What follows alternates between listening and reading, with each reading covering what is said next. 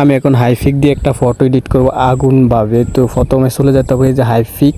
তো আপনারা হাইফিকে ক্লিক করে দিবেন। হাইফিকে ক্লিক করে দেওয়ার পরে আপনাকে এরকম একটা ইন্টারফেসে শো করবে। তারপর আপনারা যে কোনো একটা ছবি সিলেক্ট করে দেবেন আপনার পছন্দ। আমি এই ছবিটা সিলেক্ট করে নিচ্ছি। তো এই ছবিটা সিলেক্ট করে নেওয়ার পরে আমাকে এরকম একটা ইন্টারফেসে শো করবে। তারপর পাশে অবশ্যই দেখতে পারবেন অ্যাডজাস্ট, এই যে অ্যাডজাস্ট আছে এই অ্যাডজাস্টে টিপ দিবেন। অ্যাডজাস্টে কপি, তারপর কপিতে আসার পরে এটাকে জুম করবেন না প্রথমে। তারপর এখানে অল এক্সপেক্ট দেখতেছেন, তারপর জুম করে নিচে নামিয়ে আনবেন।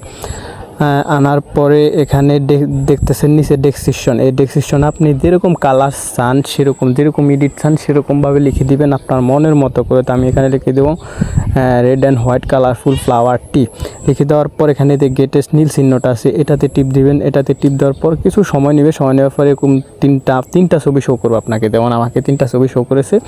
সো 3টা ছবি শো করার পর আমি যে কোনো একটা সিলেক্ট করে নেব, অর্থাৎ একটা বাছাই করে নেব।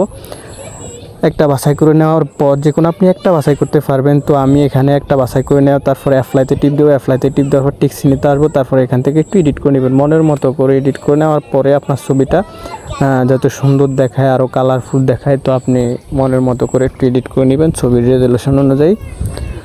যেরকমটা হয় সেরকমভাবে এডিট করে নেবেন। সো আমার edit file share. So thank you, সবাই আমার চ্যানেলটি সাবস্ক্রাইব করে দিবেন। Good bye. অবশ্যই সবাই ভালো থাকবেন। So thank you.